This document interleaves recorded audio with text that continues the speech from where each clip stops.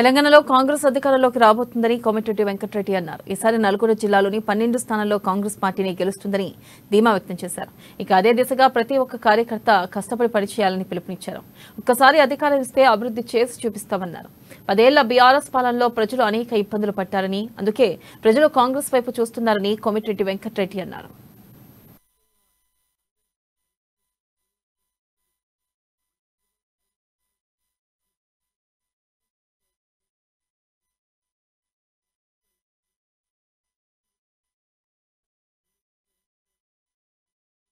లాగా భావించి పనిచేస్తే తప్పకుండా భువనగిరి సీటు గెలుస్తాం.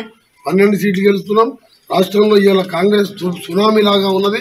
ప్రభుత్వ వ్యతిరేకతతో పాటు అయ్యో పాపం కాంగ్రెస్ పార్టీ తెలంగాణ ఇచ్చి 2 సార్లు ఓడగొట్టాం, ఈసారి గెలిపించాలనే లక్ష్యంతో ప్రజలు ఉన్నారు. ముఖ్యంగా కాంగ్రెస్ పార్టీ తెలంగాణ ఇచ్చినప్పుడు సోనియా గాంధీ ఒక మాట చెప్పింది, నేను మంత్రి పదవి రాజీనామా చేసినాక నన్ను పిలిపించింది. ఎందుకు చేసినావు అంటే, మేడం నువ్వు ఇస్తావని తెలుసు అని పిల్లల ఆత్మహత్యలు వెళ్ళిపోతున్నాయి. దానికంటే ముందు నాలాంటి నాయకులు కాంగ్రెస్ పార్టీ కూడా కొట్లాడుతుందంటే ఆత్మహత్యలు ఆగుతాయని చెప్పి నేను చెప్పినప్పుడు ఆమె కూడా మెచ్చుకున్నది. తప్పకుండా తెలంగాణ ఇస్తున్నాను, కాంగ్రెస్లోనే ఉన్నది. చెప్పిన మాట నిలబెట్టుకుంది. ఇస్తానని చెప్పిన తెలంగాణ ఇచ్చింది.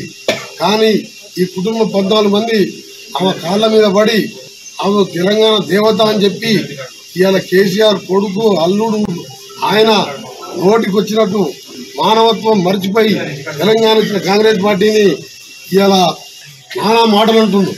ఒకడేమో కారు కావాలన్నా బేకారు కాదు కావాలన్నా, అరే కేటీఆర్ ఎట్లా వచ్చిందో నేను గౌరవం. నువ్వు మనిషి పుట్టుక పెట్టినప్పుడు ఆ రోజు కాళ్ళు మొక్కింది మర్చిపోయినావా? 130 ఏళ్ళ పార్టీ గ్యారంటీ లేదంటావు, ఒకసారి బేకారు కాని పార్టీ అంటావు.